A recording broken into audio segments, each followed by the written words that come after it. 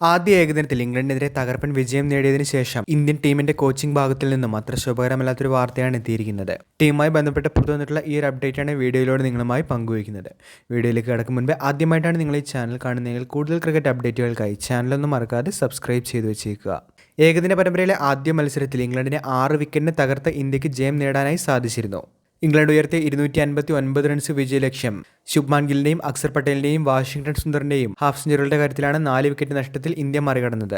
ഇംഗ്ലണ്ടിനെതിരായ ആദ്യ ഏകദിന മത്സരത്തിന് ശേഷം ഇന്ത്യൻ ടീമിന്റെ സഹപരിശീലക സ്ഥാനം രാജിവെക്കാനായി സന്നദ്ധത അറിയിച്ചിരിക്കുകയാണ് കോച്ച് റിയാൻടൺ ഡോഷാറ്റെ. മുഖ്യ പരിശീലകനായ ഗൗതം ഗംഭീറിന്റെ വലങ്കൈയാണ് ഡോഷാറ്റെ. ഇംഗ്ലണ്ടിനും അയർലൻഡിനുമെതിരായ T20 പരമ്പരകളിലെ തോൽവികളെ തുടർന്ന് ഇന്ത്യൻ ടീം പരിശീലകനായ ഗൗതം ഗംഭീറിനെതിരെ രൂക്ഷ വിമർശനങ്ങളായിരുന്നു ഉയർന്നിരുന്നത്.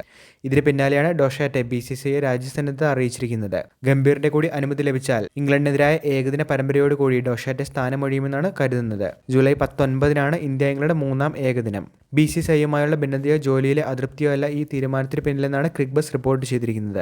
തികച്ചും വ്യക്തിപരമായ കാരണങ്ങളാണ് റിയാൻടൺ ഡോഷാറ്റെ ഈ തീരുമാനത്തിലേക്ക് നയിച്ചിരിക്കുന്നത് എന്നും ഈ റിപ്പോർട്ടിൽ പറയുന്നുണ്ട്. ഇന്ത്യൻ ടീമിന്റെ കോച്ചിംഗ് പദവി വലിയ രീതിയിലുള്ള യാത്രകളും തിരക്കുകളും ആവശ്യപ്പെടുന്ന ഒന്നാണെന്നും കുടുംബത്തോടൊപ്പം കൂടുതൽ സമയം ചെലവഴിക്കാൻ സാധിക്കുന്ന അധികം യാത്രകൾ ആവശ്യമില്ലാത്ത മറ്റേതെങ്കിലും പദവിയിലേക്ക് മാറാനാണ് ഇപ്പോൾ ആഗ്രഹിക്കുന്നത് എന്നും അദ്ദേഹം പ്രതികരിച്ചിരുന്നു. നേരത്തെ ഇംഗ്ലണ്ടിനെതിരായ ഏകദിന പരമ്പരയ്ക്ക് ശേഷം കോച്ച് ഗൗതം ഗംഭീറും ടീം ഇന്ത്യയുടെ സ്ഥാനം ഒഴിയുമെന്നുള്ള റിപ്പോർട്ടുകൾ സജീവമായിരുന്നു. എന്നാൽ ആദ്യ ഏകദിനത്തിൽ ടീം ഇന്ത്യ വിജയം നേടിയതോടുകൂടി കാര്യങ്ങൾ വീണ്ടും പഴയപടിയാകുമെന്നുള്ള റിപ്പോർട്ടുകളാണ് വരുന്നത്.